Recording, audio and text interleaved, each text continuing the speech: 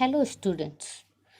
आज मैं UG part 2 के स्टूडेंट्स के लिए पेपर 3 में सांख्यिकी के बारे में चर्चा करूंगी कि सांख्यिकी किसे कहते हैं, इसके कितने प्रकार हैं इत्यादि। क्योंकि सांख्यिकी स्टैटिक्स बनाने से पहले यह जानना बहुत ज़रूरी है कि सांख्यिकी क्या है। आज का हमारा टॉपिक है सांख्यिकी स्टैटिक्स। मैं doctor Indu Kumari, department of psychology, NLS college, Jaitpur, Dahodpur, from JP university Chhapra. सबसे पहले हम यह जानते हैं कि सांख्यिकी कहते किसे हैं। सांख्यिकी या स्टैटिक्स सांख्यिकी का विज्ञान के रूप में विकास 19वीं सदी में हुआ तथा इसका प्रयोग अनेक शास्त्रों, बहुत सारे सब्जेक्ट में होता आया है। जैसे मान लें गणित, यह गणित का एक अभिन्न अंग है, इम्पोर्टेंट पार्ट। मनोविज्ञान या साइकोलॉजी में भी इसका बहुत महत्व है। इसी तरह बहुत सारे विषयों में इसका प्रयोग होता आया है।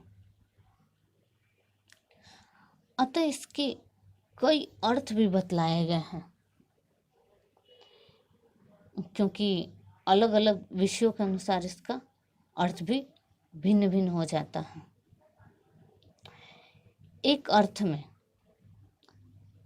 सांख्यिकी का मतलब गणित शास्त्र की एक वैसी शाखा या भाग, पार्ट जिसे कहते हैं, से होता है जो सांख्यिकीय सिद्धांत, स्टैटिकल थ्योरी को बतलाता है। अब दूसरे अर्थ में बात करें तो इसके अनुसार सांख्यिकी का मतलब परिणात्मक तथ्यों की व्याख्या से होता है। साधारण व्यक्ति या आम लोगों के द्वारा सांख्यिकी के इस रूप का प्रयोग बहुत ज़्यादा या अधिकतर किया जाता है।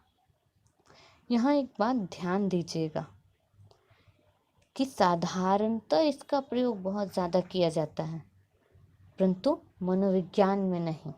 इसका एक साधारण उदाहरण यह हो सकता है कि जब कोई व्यक्ति सड़क दुर्घटना का ब्यौरा देता है और कहता है कि इस वर्ष कुल 500 व्यक्ति मरे तथा 1500 व्यक्ति घायल हुए, तो यह यहाँ पर सांख्यिकी का उक्त अर्थ में प्रयोग किया जा रहा है।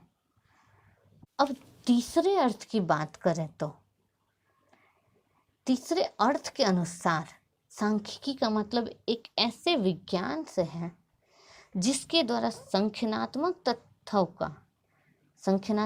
तथ्यों का संकलन, विवेचन, विश्लेषण एवं व्याख्या की जाती है।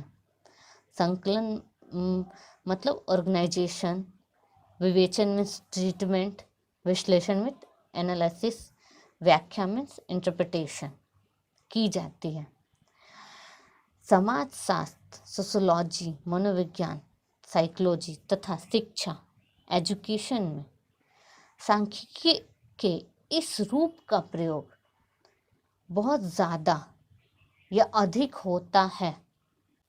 अधिक का मतलब सबसे ज़्यादा इसी रूप का इस्तेमाल होता है।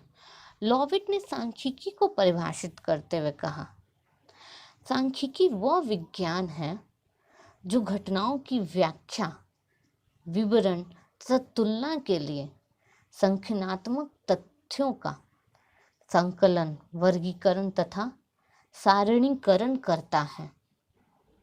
फर्गुसन तथा टकाने ने भी सांख्यिकी को परिभाषित करते हुए कहा, सांख्यिकी प्रणाली विज्ञान की एक ऐसी शाखा है, सांख्यिकी प्रणाली विज्ञान की ऐसी शाखा है जिसके द्वारा प्रयोगों तथा सर्वेक्षणों के आधार पर प्राप्त आंकड़ों का संकलन, वर्गीकरण, विवरण तथा विवेचन किया जाता है।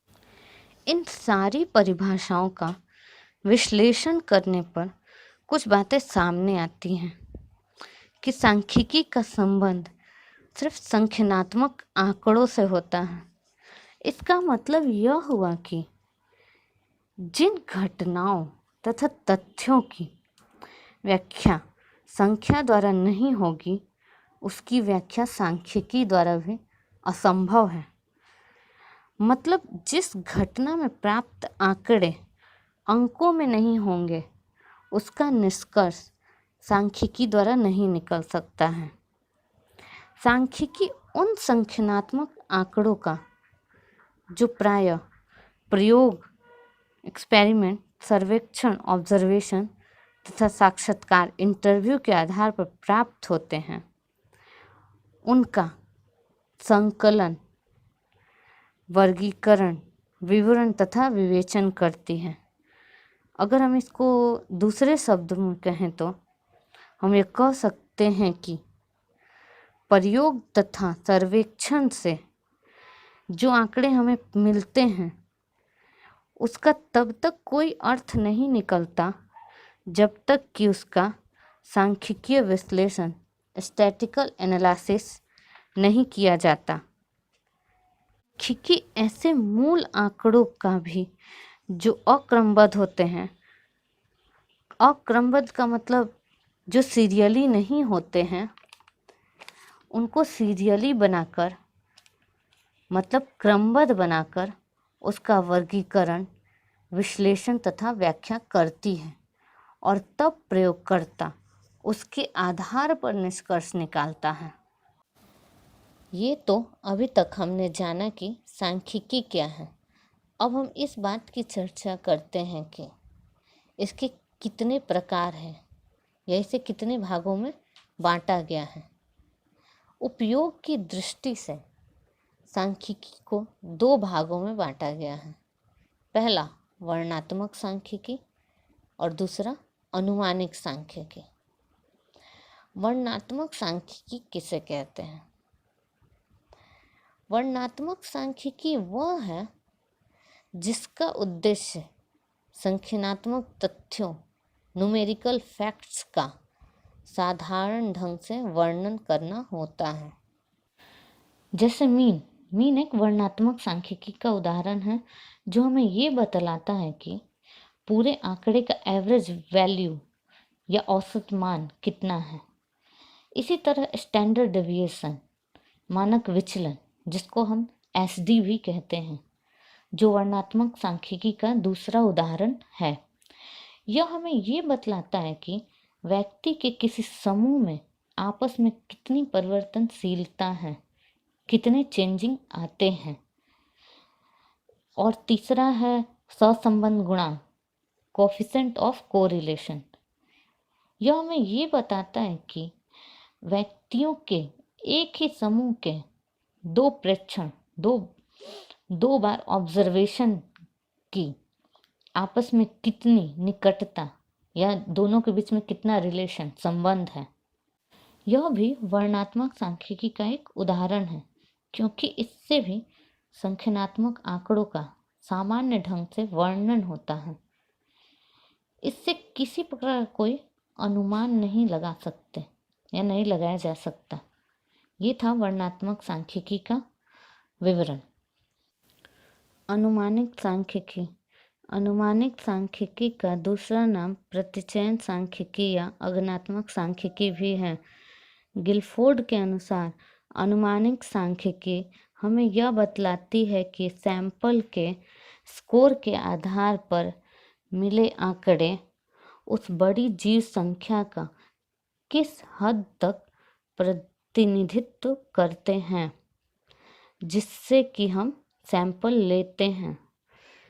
जैसे कि इसके नाम से ही पता चलता है कि अनुमानिक सांख्यिकी मतलब प्राप्त स्कोर के आधार पर यह अनुमान लगाया जा सकता है कि हमारा निष्कर्ष क्या प्राप्त होगा। फर्गुसन तथा टकाने ने इसकी अपने शब्दों में व्याख्या की कि सांख्यिकी प्रक्रियाएं जिसके द्वारा प्रतिदर्श आंकड़े, सैंपल स्कोर के आधार पर जीव संख्या के गुणों के बारे में अनुमान लगाया जाता है। उन्हें प्रायः प्रतिचयन सांख्यिकी या अनुमानिक सांख्यिकी कहते हैं।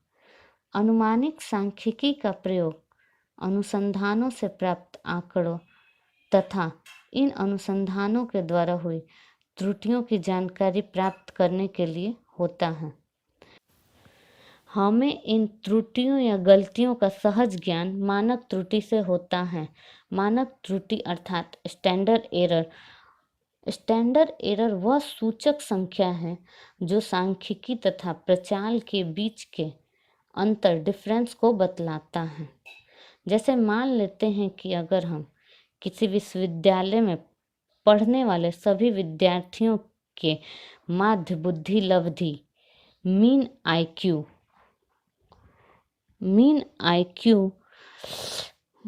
के बारे में उस विश्वविद्यालय से लिए गए 100 विद्यार्थियों के माध्य बुद्धि लब्धि आईक्यू के आधार पर अनुमान लगाते हैं कि ऐसा करने से हमें एरर का अंदाजा उस माध्य के मानक त्रुटि के आधार पर मिलेगा और यह अनुमानिक संख्या का एक उदाहरण होगा। आज के लिए इतना ही। धन्यवाद।